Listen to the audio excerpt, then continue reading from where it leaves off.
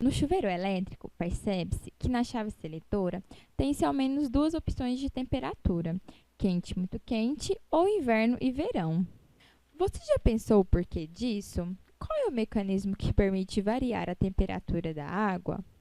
Existem vários efeitos associados à passagem de corrente elétrica por fios condutores. Desses vários efeitos, um está diretamente ligado ao funcionamento do chuveiro elétrico. Esse é conhecido como o efeito Joule.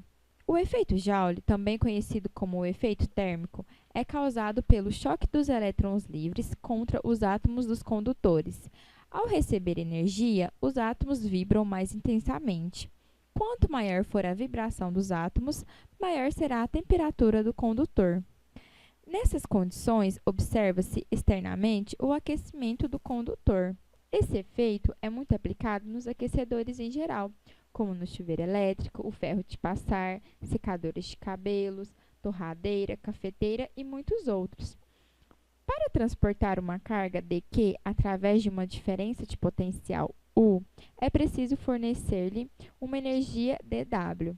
Logo, para manter uma corrente I igual dQ sobre dt durante um tempo t através de U, é preciso fornecer uma energia para um condutor ôhmico com J igual σE.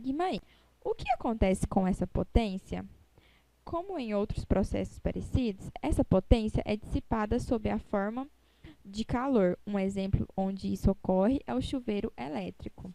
A primeira lei de Ohm define que o valor de uma resistência é dada pela razão entre a diferença de potencial U e a intensidade de corrente I.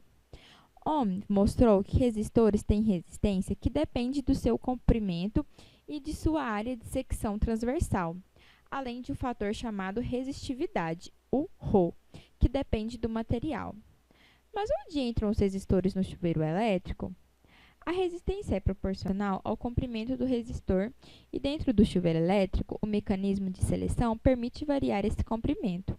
Mudando o comprimento do resistor, pode-se variar o valor da resistência e, por consequência, a potência elétrica dissipada pelo mesmo também muda. A potência elétrica dissipada é a quantidade de energia elétrica que o resistor transforma em calor, em um intervalo de um tempo definido.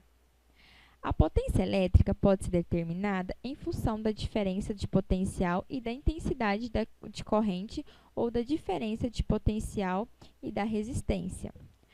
Quando o chuveiro elétrico é ligado com a rede de distribuição, o que se pode considerar constante é a tensão eficaz, a diferença de potencial.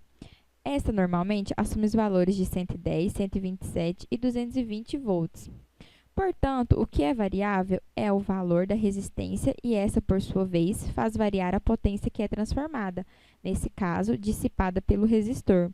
Quando relacionamos potência, diferença de potencial e resistência elétrica, pela equação acima, percebe-se que se o valor de U é constante, a potência e a resistência se relacionam de forma inversamente proporcional, ou seja, aquele resistor de menor resistência transforma a maior quantidade de energia no mesmo intervalo de tempo, ou o resistor que tiver a menor resistência vai ter a maior potência dissipada.